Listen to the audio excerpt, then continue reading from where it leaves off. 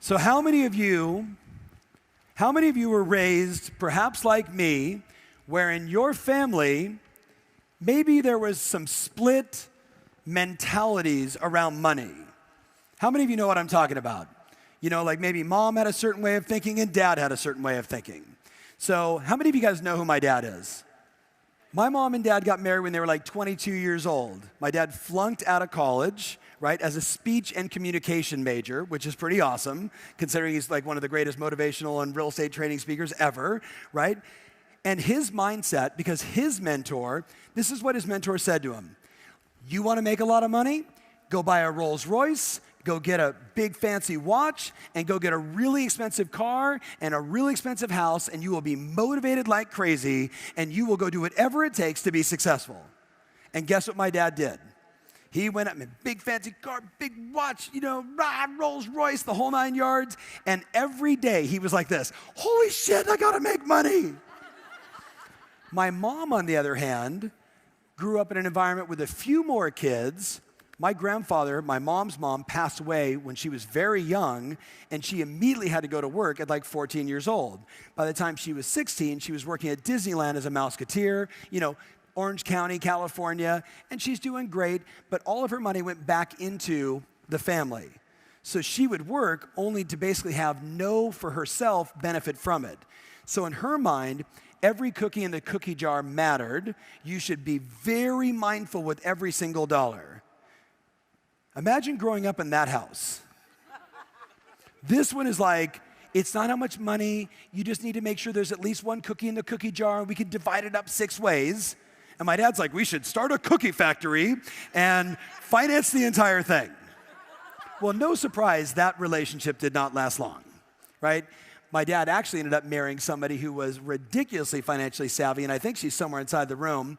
Pua, are you inside the room? My other mom, somewhere inside her, maybe are running around the room. The bottom line was this. I grew up with a completely messed up psychology when it came to money. And it wasn't until in my mid-20s when I met one of my mentors who he showed me something which I'm going to show you. The bottom line is this, guys. Money is a tool. Nothing more, nothing less. Say that out loud. Nothing more, nothing less. Listen, if you're a jerk, money makes you more of a jerk. If you are Mother Teresa, money makes you more of Mother Teresa. It is just a tool. But this is what I know. How many of you know someone that doesn't have enough money? I don't know about you guys. I don't want to be that person. And not that I feel bad for them or less for them. All I think to myself is, that person was never taught what I'm about to teach you. They never understood that your money is a tool, and just like an app on a phone, if you don't use it and play the game right and follow the steps, you don't get the results. It's not how much money you earn. It is what you do with the money that matters. You guys with me on this? So I want you to write in your notes the following. There's been a lot of research on this, and you've probably seen something like this before, especially if you've ever met with a financial planner or, you've watched CNN Financial. They all say the same thing. Write down 5, 15, and 80. 5, 15, and 80. 5%, 15%, and 80%. 5%, 15%, and 80%.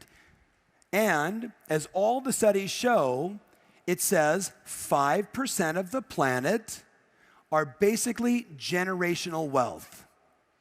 They have created generational wealth. It's not the top 1%, guys.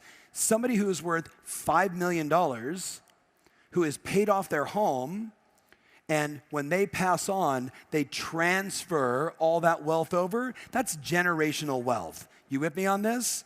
Some of them are worth millions, some of them it's 10, some of them are hundreds, some of them are now billions. But that's the 5%. The 15%, write this in your notes, you ready? They are the middle class. They got a house, they got a little savings, they go on a few vacations, and they're comfortable. And there's nothing wrong with that 15%. But where do you think the 80% sits? Darcy, the 80%? 80%. 80%. Look around the room. Potentially 80% of this room, I don't think so, but potentially with the numbers, 80% of this room, when they are older, either A, have to work to make money, or B, are dependent upon the government or their family to subsidize their lifestyle. 80%. 80%. 80%. Some of you are thinking to yourself, my kids better be successful. 5% generational wealth. And it starts at $5 million and above. 15%, comfortable. My in-laws are 93 and 90 years old. They have $1 million net worth. They're in that 15%. Houses paid for that they bought for $11 300 years ago, right? In Anaheim, California on Bruce Street. Paid that sucker off. Every time I talk to my father-in-law, you see my Ford stock? Right? He started buying Ford stock like in 1948. You with me? Like I had $1, then I had 2 shares, and then 3 shares. But over time, guess what? He's in that 15%. How many of you know someone right now, though, that based upon their money behaviors and their money psychology, they're clearly going to end up in the 80%? Don't point at them if they're in this room, and don't make them wrong, but I'd like you to consider maybe they just never heard what I'm about to share with you. So I'm going to show you guys a business strategy for your money. You guys up for that?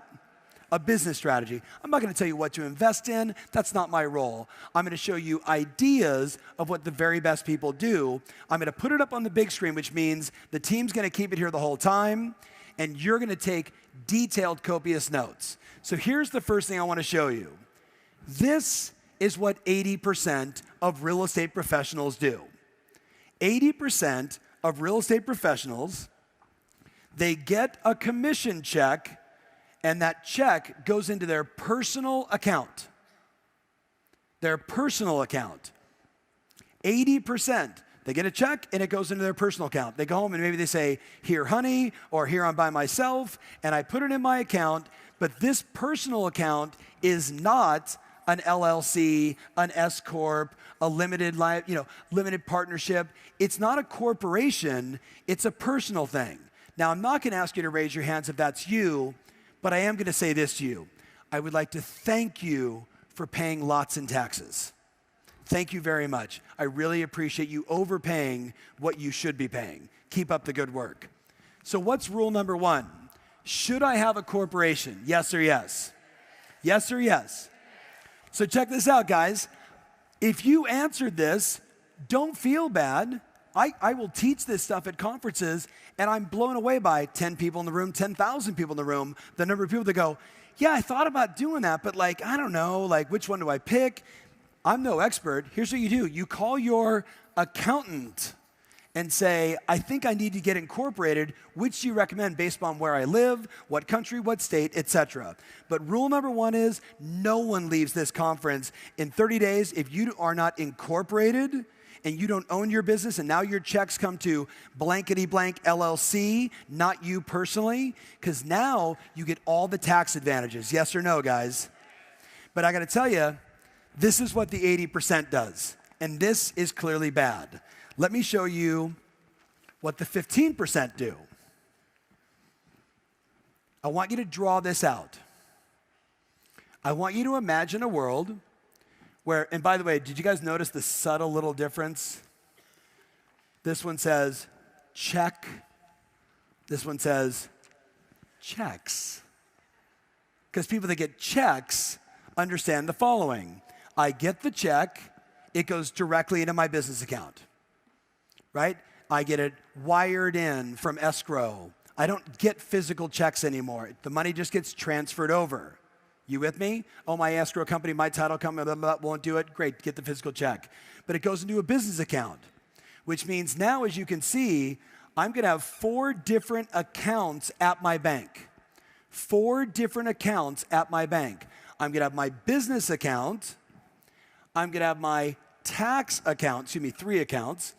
Tax account, business account, and my home account, my personal account. Here's the reality, my friends. If I can encourage and inspire, every single one of you to just do that and then follow the rule. You ready? Write this in your notes. Above the tax account, I want you to write down, let's do an imaginary check, and I want you to show you how much money goes where. So at the top, let's say that's a $10,000 check, just for easy numbers. $10,000 check. So all of a sudden, $10,000 hits my business account, and the first thing that happens is instantaneously 3,300 of the 10,000 goes directly into my tax account. 3,300 automatically into my tax account. Because some of you think when you get a check for 10 grand that you actually have 10 grand. How many of you are in the state of California or New York or in the country of Canada?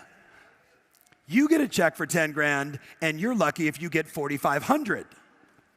That's the real deal. Now, you're an entrepreneur, you own your own business, you're gonna start taking better write-offs, you're gonna pay more attention to your accountant, you're probably gonna have your Uncle Larry, who's done your taxes forever, stop and actually hire a CPA who's gonna pay attention, but $3,300 automatically goes there.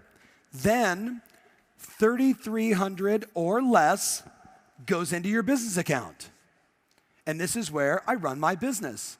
A check comes in, I've got marketing. A check comes in, I've got expenses. A check comes in, I've got my MLS dues. Everything that I need to run my business, every check, 3,300, 3,300, and then what goes over here?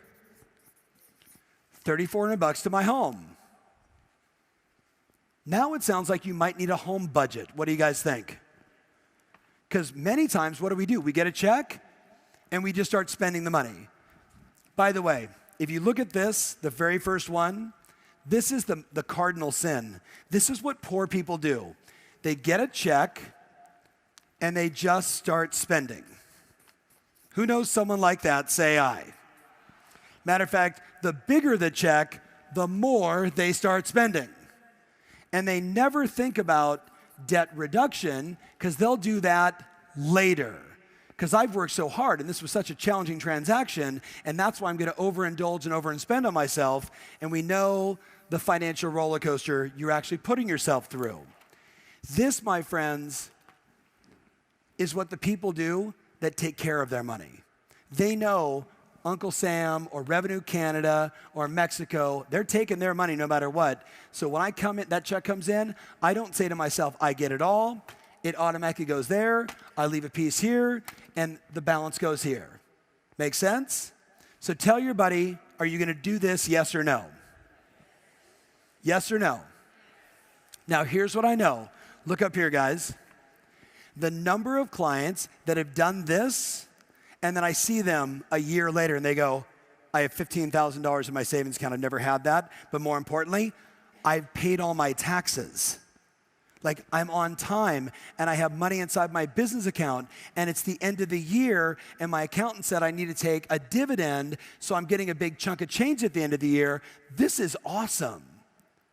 Now, I don't know about you guys, but does anybody like nice things? You know, family trips, vacations, memories, holidays, you know, maybe a new outfit. The challenge is, if you keep that psychology without requiring or putting in the discipline, you know what you end up with? A bunch of nice things and a shit ton of debt. So do me a favor, tell your buddy, do you know someone personally that has too much debt? Anybody inside this room? Now listen, there's smart debt and there's bad debt, and I'm not gonna go too in depth with you on this, but you know the difference. You know, credit card debt at 19% is dumb debt. Buying a house and getting a mortgage with 3.5% is really good debt. So we all know the difference, and I just want you to be mindful. I want you to take care of your money. But now, did you guys get a photo of this? Did you capture it? Are you sure? Are you promising to do this? Okay, do you want to know what the wealthy agents do? This is what the wealthy agents do.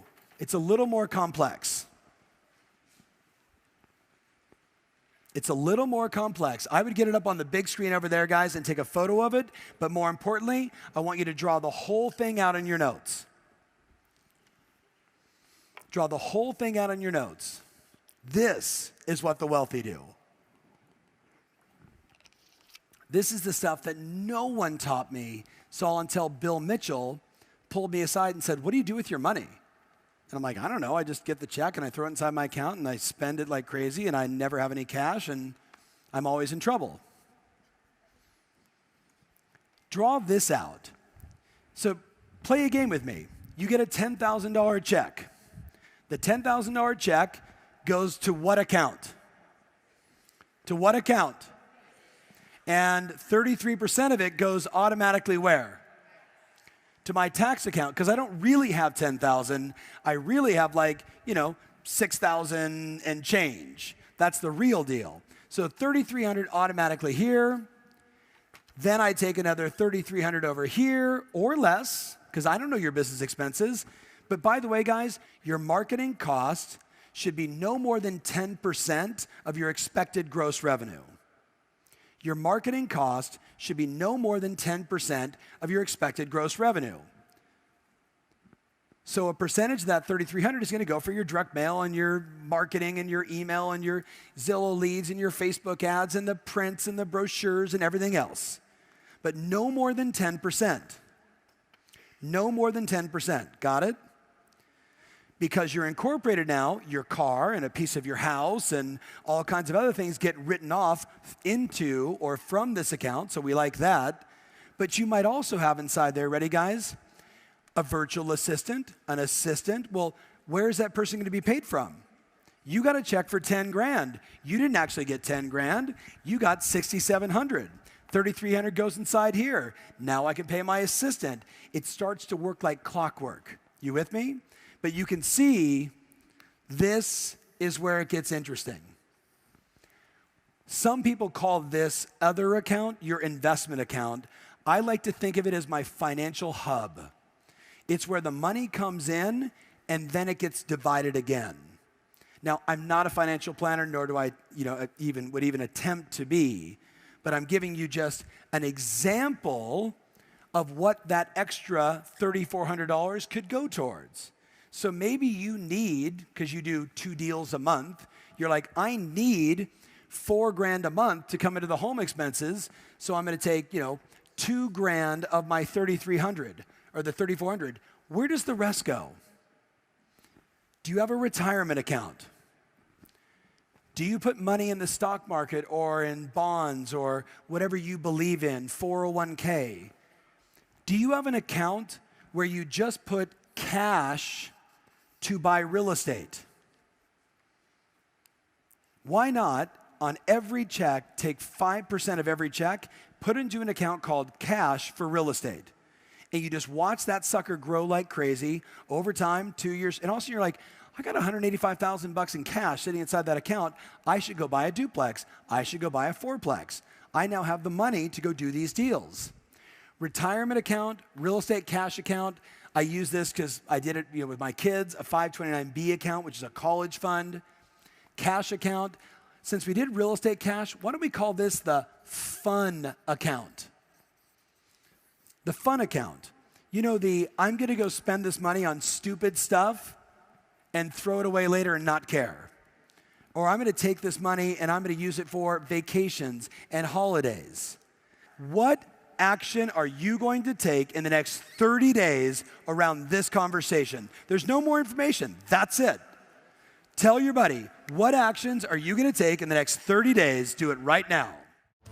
Hey, thanks so much for watching. We have a number of events coming up and we'd love to have you there.